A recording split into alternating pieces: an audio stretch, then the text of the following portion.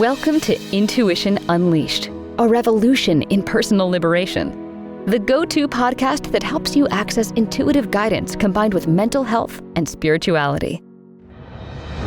Let your intuition guide you and unlock a life of true liberation. And now your host, Becc Nelson. Hello, everyone. Welcome back to another Intuition Unleashed, a revolution in personal liberation. I am your host, Becc Nelson. I am a licensed marriage and family therapist, and this actually plays into the discussion with my guest today, who is Ellen Stewart. Welcome, Ellen. Hey, Becc. How you doing? Thanks for having me. So Ellen is actually known by a different name. You may know her as the Pushy Broad from the Bronx. Now, with some people, that would be insulting to call somebody, but apparently this is your moniker. Yeah, you want me to talk just a little bit about that because it's really special to me. I've worked all over the country, and everywhere I go, I kind of stand up for what I believe in and say what's on my mind, and kind of stand out in a crowd in many ways. And people have always said, "Oh, there goes the Pushy Broad," or "There goes the Pushy Broad." And I turned around and I decided that I would own it. Own it. So it is a registered trademark, Pushy Broad from the Bronx, which means nobody's allowed to use it but me, not even the Pushy Broad from the block. Jenny from the block can't use Pushy Broad from the Bronx. Oh, yeah. It is all mine because it is a registered trademark.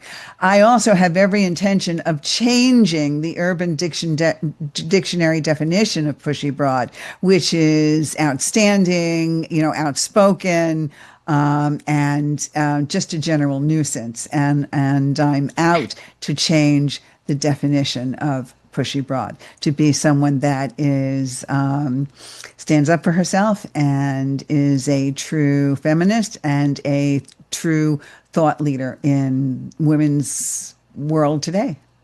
Well, that is my experience with you, Ellen, because we have had many interactions now, and I have been on your podcast.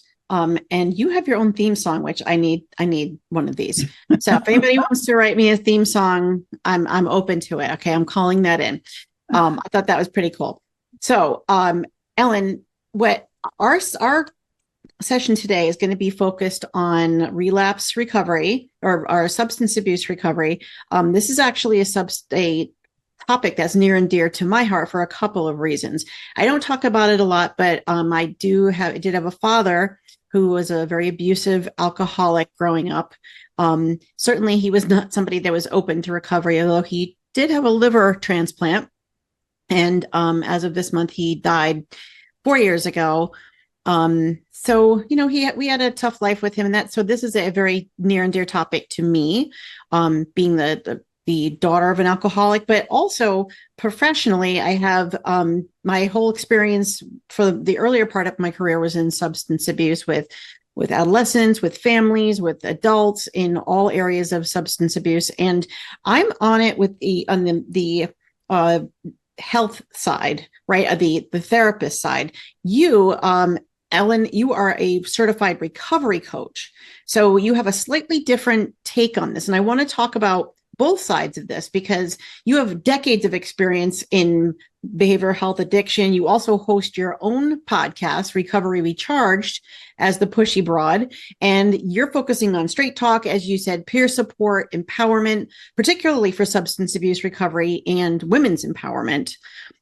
So we have a completely different focus on this because I think that as somebody who's dealt with this both personally and professionally, I do see that there's not enough support for the families.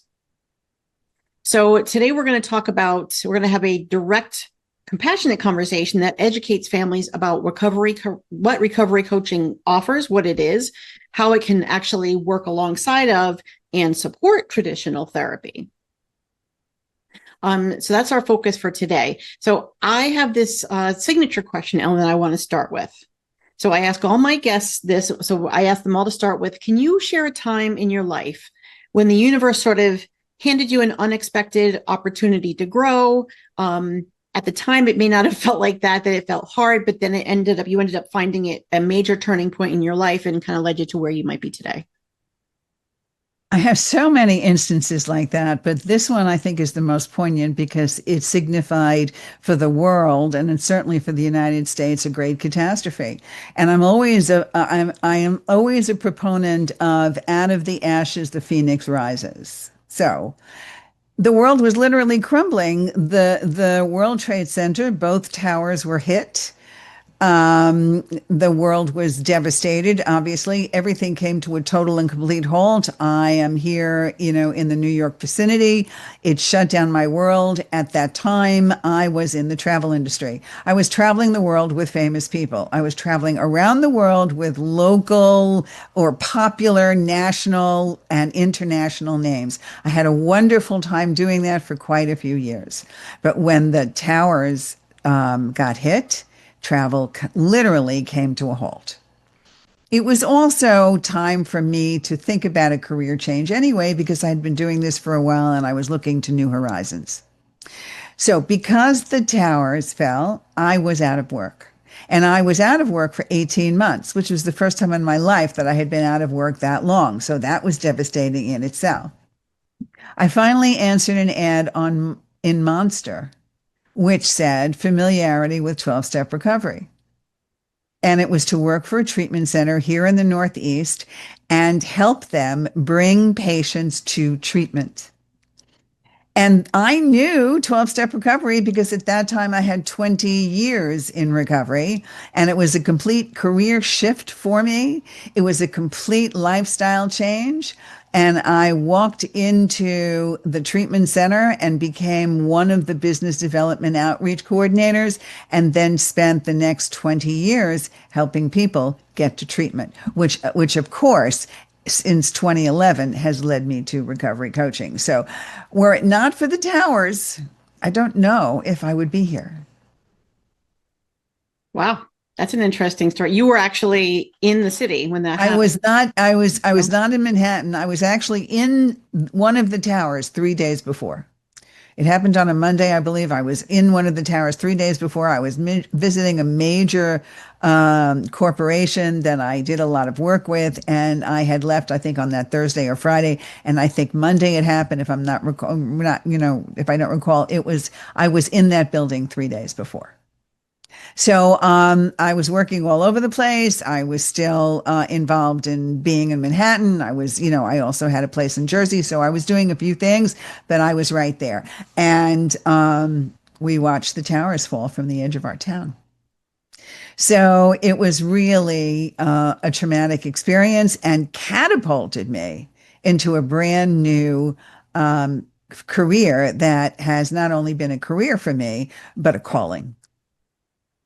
Right. And you're open about the fact that you have been in recovery. Well, now we're talking about what, 35, 40 years? Well, God willing, September 4th will be 40 years.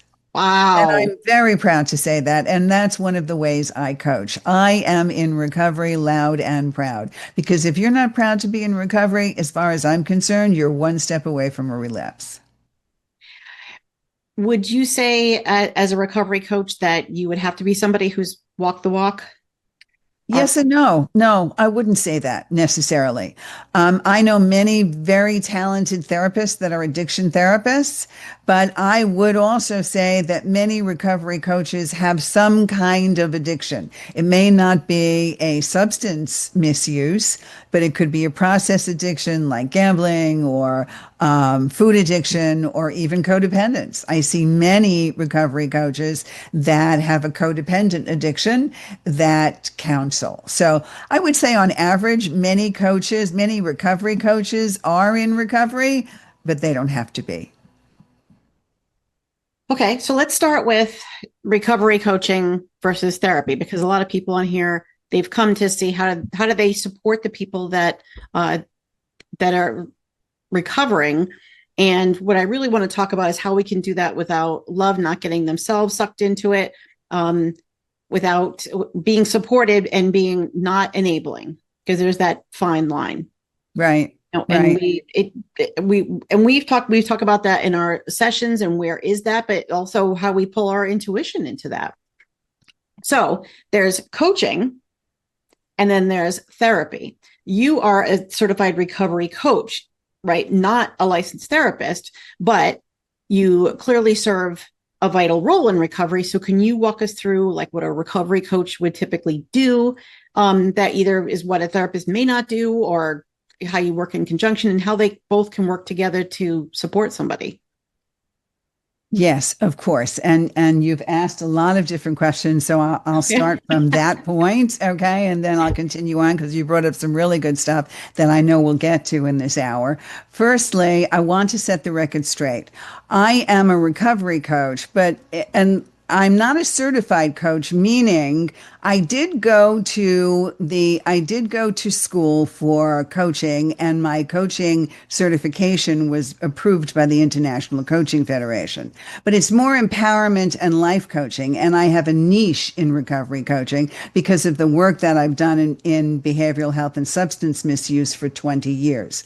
There's no really recognized certified recovery coach. There are some things called prevention specialists, but they don't function as a recovery coach. My certification comes from life coaching with my niche in recovery coaching. Okay, so to answer that question and set the record straight, and that's all in my bio on my website, Pushy Broad from the Bronx. However, most of my clients come from therapists, and they come from therapists for a variety of reasons. There are many therapists, that's licensed professional counselors, licensed clinical social workers, or like yourself, licensed marriage and family therapists. Many of those come to me because they don't specialize in addiction. Addiction is a topic in itself. So you may be, because you're an LMFT, you may be sitting with a family and they're talking about the fact that they're struggling, or somebody that they know is struggling, or the husband or the wife or the partner is struggling.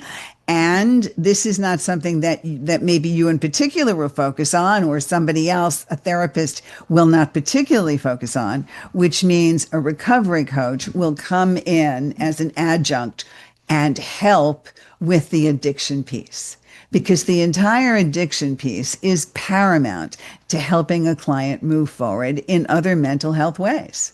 The other thing is this. The reason I decided to become a coach and not a therapist, because I have many clinical hours in therapy as well as certified alcohol and drug counseling, but the reason I didn't pursue that was because I knew that I wanted to be a coach that focused on short-term, goal-focused solutions. I wanted to get in there, and I wanted to make sure that people weren't with me for 10 years, 15 years, 20 years. I want to get in there. I want to help out, and I want to bring to the table my pushy broad style and approach to coaching, which is vastly different from therapy. And all my clients recognize that, and you can also recognize that by my approach to my Straight Talk show and to some of the stuff that we do on Recovery Recharged. So I always work hand in hand with therapists who I believe play a vital role in helping the entire wellness process. Okay, so if, let's say I did have a family that I was working with and I felt like it was important to bring you on as a therapist, or even as a family, can you tell me a little bit more about what I could expect? Sure. There are a variety of things. I will work with anybody that has a substance misuse addiction. I'll work with anybody that has a substance misuse addiction that is in early recovery. They've come out of treatment. They're in recovery. They have some sobriety, or some sense of being clean and sober. I'll work with relapsed clients. So if they have, years of sobriety and then they relapse, I'll work with them. And I will also work with family and partners of those in addiction or recovery, because it's really important for them to understand what the brain is like in active addiction, and how to talk to and how to relate to your addict in the family. And there are so many things that parents don't understand and are really frightened of and confused of, and need that help in order to navigate what's going on in their family. family systems. So all that has to be done is I always give my clients a free consultation. It's maybe 30-minute free consultation. And if you go to my website, Pushy Broad from the Bronx, you'll see that you can sign up for a free consultation. And we talk a little bit about what coaching is like, and most of all, how I can help them navigate this process. And then we start work. And I truly have found the most rewarding aspects of this in one-on-one coaching, and also family and partner coaching, parent and partner coaching. As a therapist, we are told it is not illegal, but can be unethical to work with an individual and also work with the couple. Now, I've always said that is really dependent on the couple themselves. And I've definitely had instances where both would be appropriate. Right. I understand. I hear you. And look, you have to understand what the fine line is, right? When I work with parents individually, it is usually centered around how that individual parent can communicate with their child, who is the one that they're concerned about, because their child is smoking too much marijuana, or they're finding a stash of something, or something's going on. So each individual parent has a relationship with the potential addict in their family. So I want to talk to dad about how he relates to his daughter or how he relates to his son. And I want to talk to mom as well. And then I also want to talk to them collectively, because it's really important that they understand together the science and the education of addiction. So when I talk to them, I teach them what's going on in the brain, how people function, and why also they may not be able to communicate with their child the way they want to. So coaching gives me the opportunity to provide education and do a mini lesson around it. As a therapist, I know for the most part, there are lots of questions being asked and lots of feedback coming from the client. I work a little bit differently, where I'm doing a lot of educating and doing mini lessons in my coaching experience, so that they are actually taking notes and learning how to navigate and reframing new ways of communicating to the addict or alcoholic in their family. You think are you also doing that on the opposite side? They're probably not ready to receive, I guess, depending on where they are, like where they are in their process, early recovery or whatnot. Do you also do the education on the other side, where you're telling the addict, this is what what do you think that your loved ones, your support system's going through at this point? Yes, absolutely. But it depends upon where they are. All right. I'll work with somebody. If somebody's going to sit in front of me, then they want help. So if somebody's in active addiction and they want to know what's going on, I don't always talk about how do you think your loved ones are feeling, because that doesn't carry any weight. Right. At all. I mean, they don't care how their loved one's feeling at all. Okay. So I am only focused on that individual person. So that person comes to me and says, I really want to try to get clean and sober. I have been drinking a lot. I'm kind of worried about it. Or I have been gambling a lot, or I have been sexting a lot, whatever it is, a process addiction or a substance misuse addiction. And I will talk to them about what's going on with them.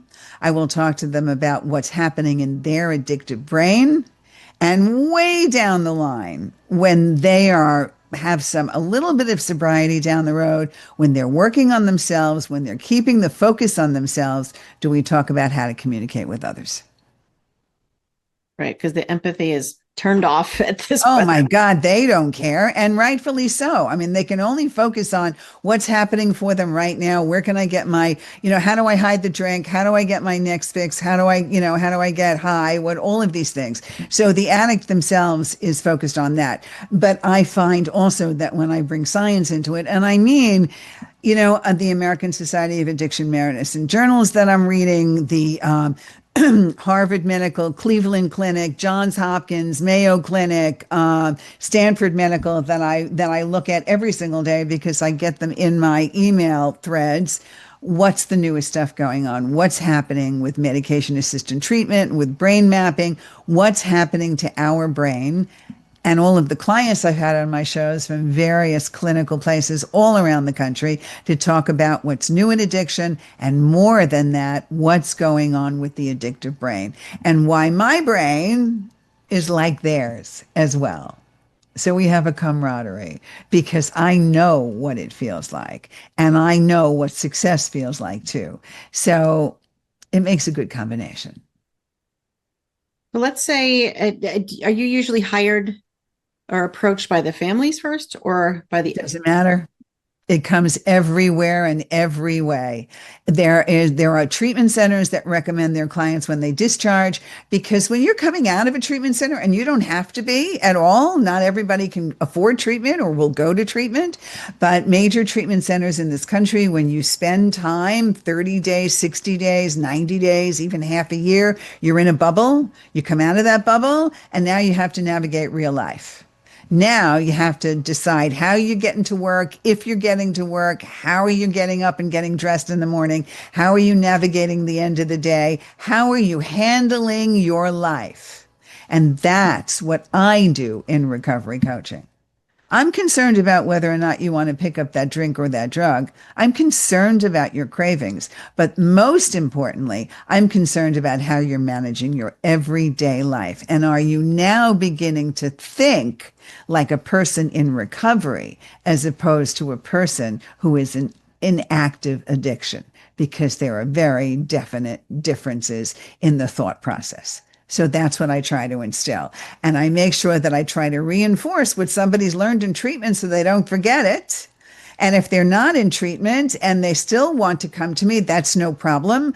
They can certainly do that for whatever reason they want to do that. And also, parents come to me first, and then maybe the addict themselves, or maybe not. I'll just work with the parents and never get to work with the addict. So then you will also coach families. Yes. How to navigate the process or how to respond to whatever is happening with the addict. Yes. Oh, yes, absolutely. I will also coach parents during the treatment process. There are many parents that come to me and say to me, my son or my daughter's going to come home from treatment and I don't know what to do. I don't know. Do we baby proof the place? Do we take out all the alcohol bottles? What do we do? Do we put a GPS tracker on their car? What do we do? All of these things have to be answered, all of these things. And most importantly, I always tell my clients, when somebody is in recovery, they begin to speak a different language. Sometimes it's the language of 12-step recovery. Sometimes it's the language of smart recovery. Sometimes it's the language of harm reduction. Whatever it is, they're speaking a different language. So if you on the outside don't learn this language, you won't know how to communicate with them. So that's the language that I teach. And also educating them on things like Suboxone, methadone, that kind of stuff. Yes, because no matter what, if they've gone to a family program or they're reading these articles, they want to sift between fact and fiction, and they want to be able to get up close and personal. They want one-on-one attention, and that's what I do. One-on-one attention. My clients are national and international because, unlike a therapist, I can practice anywhere and I can practice anywhere virtually. So that's a very big reason why I turn down the license requirements, so that I can practice anywhere. You are absolutely correct about that, because if you're licensed, you have to be licensed in the state where they reside. That's correct. And that eliminates a lot of my clients, because I have international as well as national clients. I only have a very small amount of clients in my area here. Everybody else is all over the world. And I have the good fortune of being able to help them. So you said you have like a short-term treatment model. Can you say more about how often you would see somebody typically? I know it can be different, and then for how long? Well, what I have is somewhat short-term goal-focused solutions, not necessarily a short-term treatment model. I see. Because a goal-focused solution is we're going to deal with what's coming at you first. Okay. We're going to deal with what's happening today, what's happening tomorrow, what's happening in your life right now that has put you in the position to want me. So it would be working hand in hand with you to talk to them about what happened when they were 5 years old, because that's not my intention. To do any family systems work, to do any way back when work, to do any trauma work, to do any PTSD work. That's where I would direct them to the therapist that either recommended them to me, or I would ask for a therapist that I can make recommendations for if they don't have one, to take care of the psychological stuff that's holding them back in that way. But what I do is talk to them about what's happening at this moment, what's coming up to the surface, and let's learn the ways, let's get the tools to be able to deal with everyday life. And sometimes that lasts for years, or sometimes people turn around 3 to 6 months from now and say, you know what? I've got the tools. I've got it. Bye-bye. And that's fine. And then I'll have clients calling me up a year or two later and saying, can we do a quick session? I need a quick catch me up or whatever. I need a refresher. And the answer is always yes. Once a client of mine, always a client of mine. Always. And I'm in private practice since 2011. And I get calls and text messages and everything from clients since I first started my private practice in 2011. So. And I believe that you said to me, you have contact with them every day. Yes. Well, yes. What happens is this. Every single person that I work with is different. What their needs are is what I try to accommodate. So after I have an initial consultation with them, it could be anywhere from 20 minutes to an hour. We talk about what they need going forward on a short-term basis. Some people only want to talk to me once a week, just like a regular therapist. I have a full 60-minute session. It's once a week. It's terrific. Some people, maybe they come out of treatment, or they are in early recovery. They decided they have a couple of days clean and sober and they want that support. Those people I talk to every day. So they'll be on the phone with me anywhere from 5 minutes to a half hour. And then once a week, we will have a Zoom virtual 1 hour appointment. So those are my monthly clients. And then I have clients once a week. And as time goes on, they may titrate down to every other week or once a month, or they may come back if they need a refresher. So I'm a concierge coach. I really do cater to clients' needs individually. What they all have in common is that they all have that motivation to stop. Yes, and that's the recovery coaching side. I am also, as we mentioned, a certified life coach. There are many clients that come to me that do not have addiction issues at all. They want to do career counseling work. They want to do career coaching. They want help with resume writing.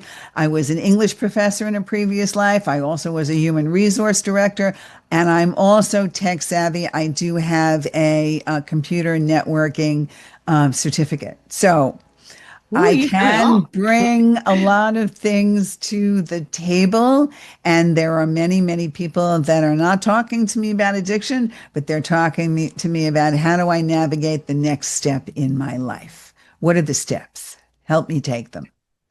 Well, fascinating. Okay, so we're going to be going to break, but when we come back from break, we're going to talk more about how we can best serve the families of the addicts and enabling versus support.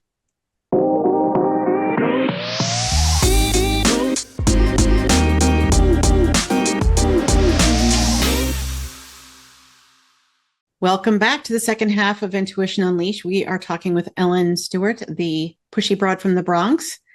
Ellen, so I really want to talk about how we can support families. This is a piece that I feel like is really lacking in any healthcare industry, that people don't talk about the burnout and stress of those supporting.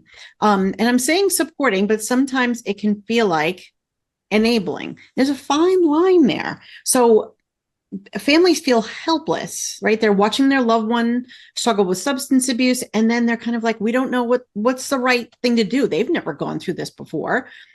So how do you work with family members and loved ones, especially when they want to support, but then they kind of end up enabling, and talk about those differences? Where's that line? That is such a large part of my clientele. And I love working with those families, really and truly, because I really can help them navigate the difference between enabling and codependence.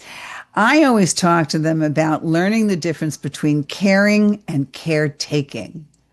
So if they can really understand that one cannot do something for another human being, the addictive brain and all of the work that everybody has done in terms of evidence-based practices tells us that there is no cure for the addict. There's no cure, which means the person that is watching their son or daughter or partner or whatever go through this, or their mother or father going through this, first has to come to grips with the fact that there's no cure.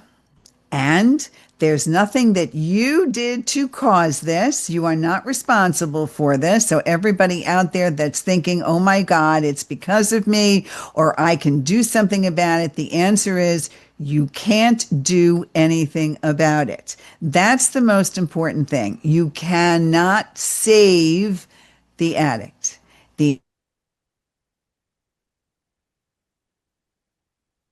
selves is the only way to sobriety. So, what do they do in the interim? How do they navigate this? And I completely understand it's very, very hard. Well, first of all, you work with the Pushy Broad, because I will give you the personal strength to be able to take this one day at a time. Just like we do in recovery. We talk about managing one day at a time. Stop seeing so far down the road.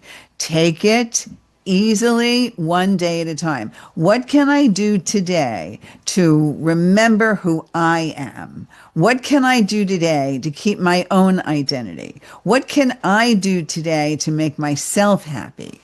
What can I do today to take care of my needs?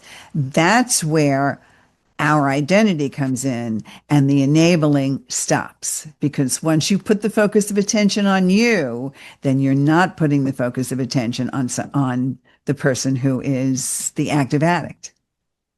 It doesn't mean that you're not giving help, because you'll pick up the phone, you'll call the Pushy Broad, or you'll start doing some work in Google and you'll find the right treatment center, or you'll find the right situation. And then still you have to come back to yourself, right? Like what we say all the time, you have to put your oxygen mask on first before you can put that on your loved one. And if you don't, you're not going to be able to be there for them no matter what.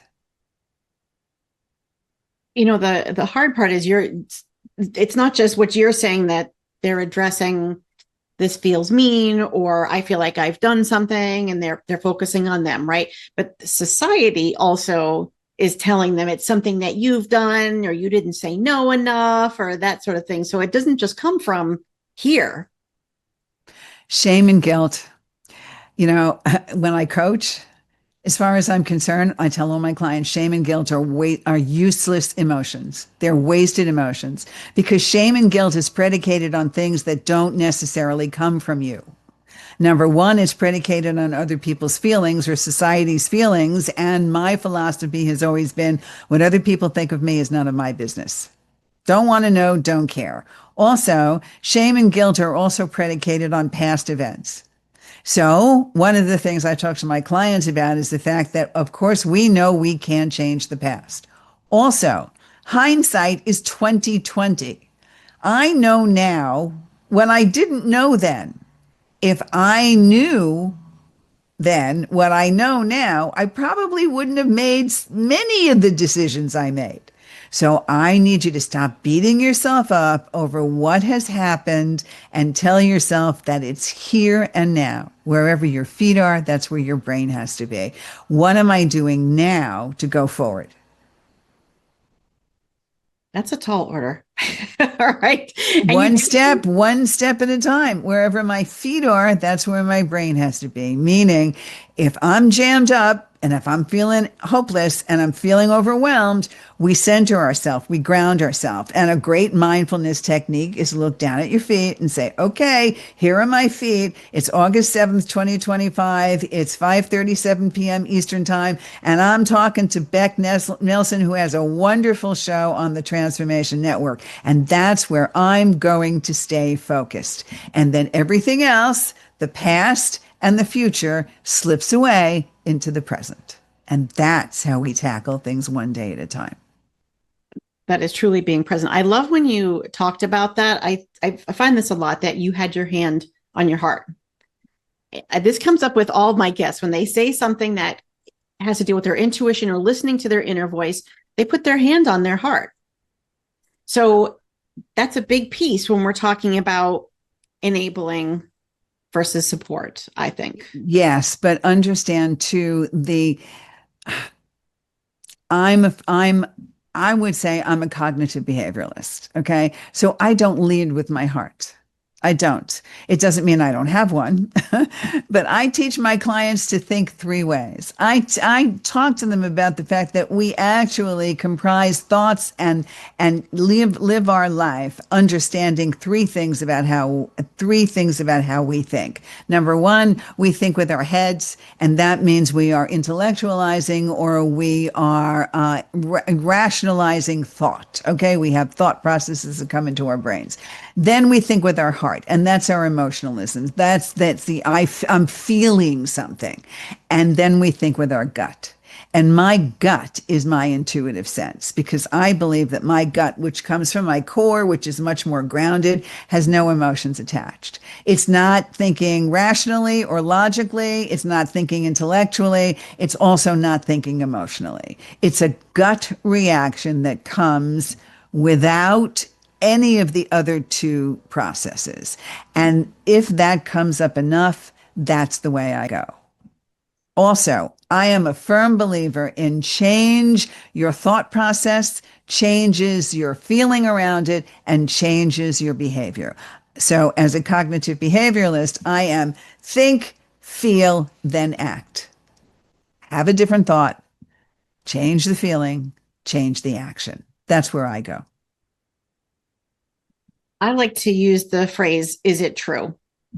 Right. So if you're thinking to yourself, if I tell them I'm not going to give them any more money, I'm just using an example, right? Am I enabling them? If I give them money, well, they really, they're hungry and they don't have any way to feed themselves. And all these things come up.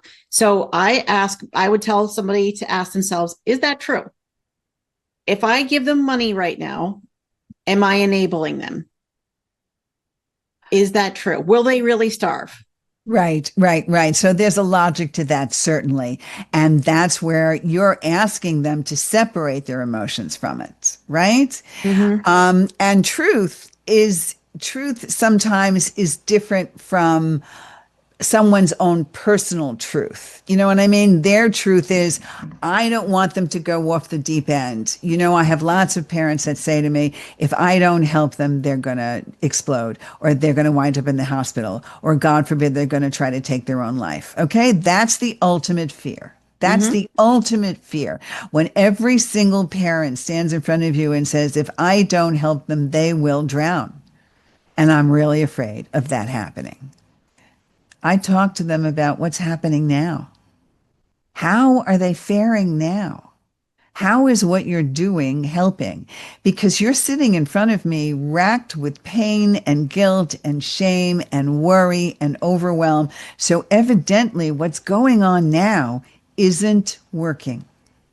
And then we have to decide what will be working, because this certainly isn't working. And that is self-evident. Otherwise, we wouldn't be talking.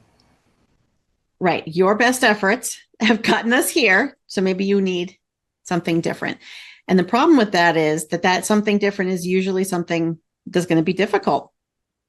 Without a doubt. And that's why it's a process. And that's why I don't sit in front of clients. I always sit in front of clients and say the same thing. I cannot sprinkle magic dust, because then you'd have to pay me $1 million, because I'd bottle it and we'd all be great. Right now, we take it one day at a time and we handle situation by situation until you're strong enough to understand what tools you're actually getting here and that you're understanding that they can survive on their own. The other thing that sometimes stops parents in their tracks is my saying to them, not helping them is the best thing you could do to help them.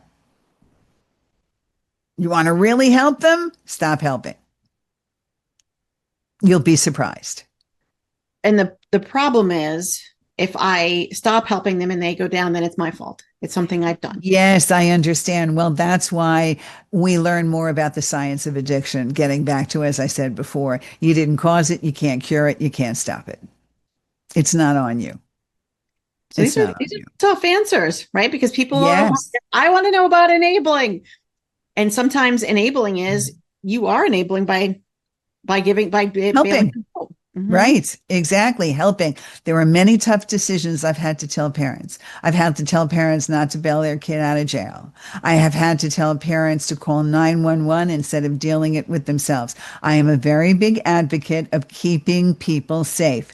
And if you really do think that your loved one is in danger of taking their own life, if there's any threat of that, or if that person has said, even in jest, I'm going to do something drastic, do not attempt to handle this yourself. Pick up the phone and call 911. And that means that they will just be taken to a local hospital, asked questions, stabilized, being well taken care of, and probably released anywhere between 48 and 72 hours. So people shouldn't worry that it's a scary thing. It's a scary thing not to do anything about it. I think the biggest message here is that there are people that you can turn to for support. They don't have to deal with this on their own. Even though the loved one is saying, don't call an ambulance, or I don't want to see a therapist, or don't call Ellen, or whatever. There is help and support. You may not like what those people do. You may not approve of it, and they might make your son or daughter or your partner upset, but there is support. And that's almost freeing. It is. And that's the one thing that I say to parents all the time. I know you think you're in a rut. I know you think you're stuck. You're not stuck. There are always choices and there's always a way to go. You may not like some of the choices because they're hard and you're not used to them, but understand we can't keep going down the same path, doing the same things and expect different results because it doesn't happen. So that means we have to try something new. But here, the Pushy Broad from the Bronx is holding your hand through it. So you're going to be okay. We will get through it together, which is why this is a calling for me and not just a career. And if they tell Ellen to go F herself, she can handle it. I'm not taking it personally. It's not about me. I understand what that's about, and it doesn't matter. You can vent, you can talk to me about everything. My clients are confidential, just like if I was a licensed MFT or an LPC. So I keep things close to the vest. Also, because I'm in recovery, I am a proponent of 12-step recovery, but that's only my philosophy for me. I will talk recovery, I'll talk science, I'll talk spirituality, I'll talk God, I'll talk the universe, whatever works. Whatever you can relate to, that's the way we'll go. My job is to teach you that recovery is the choice. And that's the preferred way to do things because you're proud to be in recovery, which means the chances of relapsing become less and less when you're living the preferred way for you to go. And your method, you're not doing the tox screens, breathalyzers, anything like that. So I'm sure people have lied to you. Yes, absolutely. But eventually, because we go through things, every single person in recovery and people that have been doing it a long time, like myself in the recovery field since 2004, private practice since 2011, I know when someone has picked up a drink or a drug, just like somebody that works addiction, like you know it's when they're going to get around to telling you. I'm a firm believer in meeting them where they're at. The more comfortable they are in talking to me, the more they will come around eventually and tell me what I already know. If I call them on their stuff beforehand and they don't want to talk to me, then I lose them. My mission is to keep them alive and to get them always back to recovery. So much misinformation around addiction and recovery. What are some of the most common myths that you've encountered? And then how do you help your clients cut through some of that? Well, for parents is, can you fix this problem? Can we fix it? They went to treatment. Now everybody should be okay. Somebody goes to treatment for a while or in 12-step meetings and they're sitting around a bunch of friends and the friends turn around and say, you can have one drink now. You got treatment. You're good. You're good to go. Or you can just smoke a little joint because you know when to stop, or those things that people that don't understand what someone's going through, including the person in recovery who comes out and said, well, I got a lot of this now. So now my brain is okay. No, it doesn't work like that. I had a geneticist on my show a couple of months ago who really solidified that point. If you're genetically predisposed to addiction, it's going to kick up the moment you put it in high gear. So if you are genetically predisposed to overeating, you shouldn't go work in a bakery. Okay. Or if you're genetically predisposed to drinking, you probably shouldn't go out with your friends the very next night you come home from rehab and let them take you out to a bar so you can sit there having a soda while everybody else is having a beer. That never works. Never. Don't test it. Okay. Addiction is powerful. And in recovery, especially the first step in 12-step recovery, is that you're powerless over your addiction and your life becomes unmanageable. You cannot underestimate the addictive brain. When it's active, it will win every time. And that's the biggest myth out there. People think that they can control it, they've got it together, and they can certainly win now. The addictive brain always wins. It's like gambling in Vegas. The house always wins. They'll take you for everything you're worth. Just stay there long enough. And that's the same thing with active addiction. The only way to stay in recovery is to be in remission, to be in true recovery. And that means to be abstinent. Stunning, baffling, and powerful. Yeah, no matter what. And it's hard. It's not easy, which is why we do it one day at a time, which is why I'm with my clients one day at a time, because for me, it's a built-in meeting with every single client that I have. That is recovery. And like I said, right now, maybe 60% of my clients are recovery clients and the other 40 are parents, or they are people that want some general life coaching to follow some guidelines to making good decisions and good choices, people that want to navigate relationships, those kinds of things. One of your key messages is the support without sabotage. Right. So what are some of the red flags that a family member is enabling instead of helping? The moment your child starts to talk to you, if you are opening your mouth in a teaching capacity or a lecturing capacity, or in let me see how I can solve this capacity, you are about to enable them. The moment. Someone's daughter turns around to you, your daughter turns around to you and says, I need to be able to go to this party next week, and I want to go, and I know there's going to be a lot of drinking there, but I certainly will be fine. Okay. Mom will turn around and say, I'll take you. I'll pick you up. I will make sure you're doing all of this. I'll make sure you're doing that. Maybe you just want to spend a couple of hours. Maybe you want this plan or that plan or the other plan. You're strategizing with them.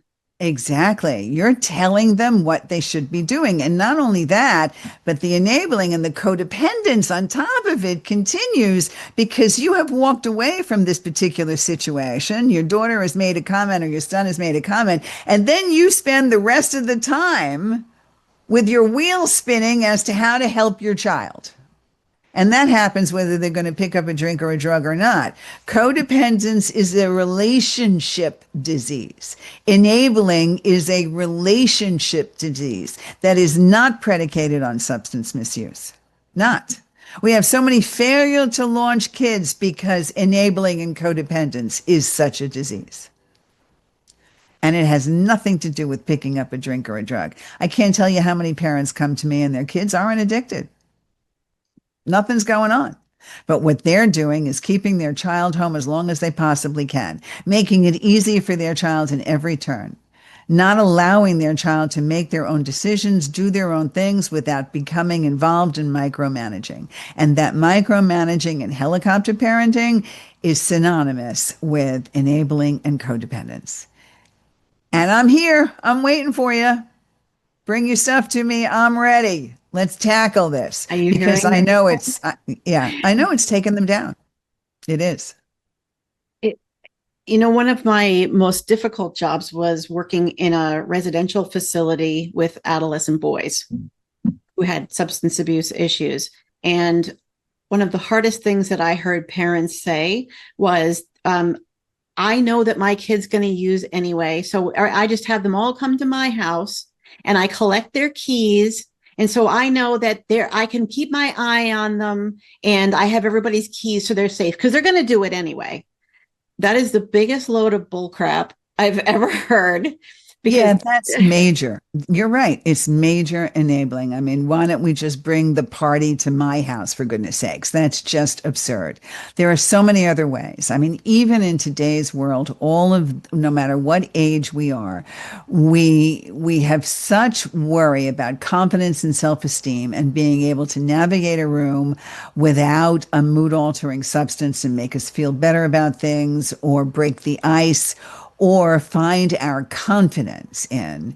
And we don't understand that we can have all kinds of fun and not miss out on anything, especially being clean and sober. Well, what's the message, right? What message are you giving your kids or these people? It's okay because I'm going to monitor it as long as because they're going to do it anyway. It's like this harm reduction model somehow. But I'm going to tell you that these big kids, these guys who are 15, 16, 18 years old, break down and cry after they've been in recovery for a while and in our program because they say, my parents didn't care enough about me to say no. It was going to be hard and I was going to give them a hard time about it. And they didn't care enough to put their foot down and say, you're not doing that here. I don't care. Yeah, that's where they're coming from. And I understand what they think when they say not caring enough. The problem with codependent enabling parents is they think they care more than anybody else. So this is going to be hard for you parents to hear. Caring, not caretaking. Okay, thank you for that. The difference. So clearly your Pushy Broad from the Bronx is something that you're proud of. How do you think that your style supports transformation? And then what do you say to those that aren't really ready for that level of directness? I always tell my clients I am part drill sergeant and part cheerleader. You get both. That's what the Pushy Broad is. I'm a drill sergeant and a cheerleader. I will speak my mind. I will tell you that you're talking to me and it's BS, or I will tell you you're doing a great job and continue forward. So I will give you what you need when you need it, because intuitively I will be able to glean from what you say exactly what you need going forward. And because of that, many clients come back over and over again. There are some clients that maybe, just like with any therapist or any doctor, if you don't like my methods, if you don't think we're getting anywhere, I will make recommendations to other people for you. I will never say I can't help you, even if it's me personally that can't help you. I will make sure to leave you with a recommendation to someone else. No hard feelings. And then they'll probably come back because they know they need it. They come back. They do come back because they say, you're straight with me, you tell it like it is. You are straight with me, you tell it like it is. Understanding that the Pushy Broad does not have to be crazy, yelling, screaming, going crazy. I am adamant about my work. I am thrilled to work with clients one-on-one, and I'm very concerned for their mental health and well-being, whether that means stay in recovery or continue forward if they're not an addict or an alcoholic.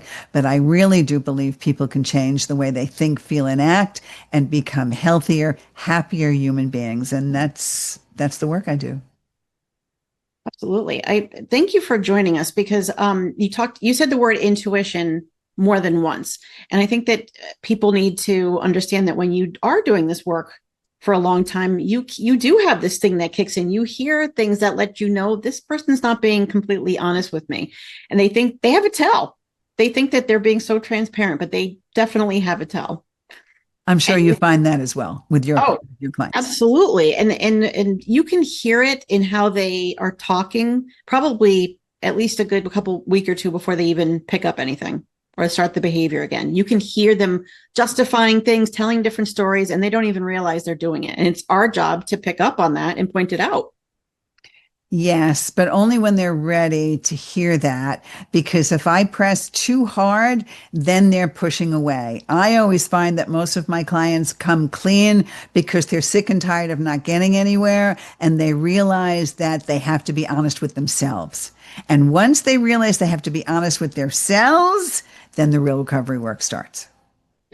Ellen, thank you so much for offering all your support to the people that are supportive to those in recovery. So what we're taking away is recovery coaching offers action-oriented support and empowerment over enabling, and intuition and directness are tools for that change. Underneath your name is where people can find you, the Pushy Broad from the Bronx.com. And so one thing that you hope every listener remembers from today's episode. Like I tell all my listeners, if you're having a problem, don't stay in it. Simply go to the website, call Ellen. I promise you, I will get you some help. Ellen, thank you for joining us today and giving some great insight to people.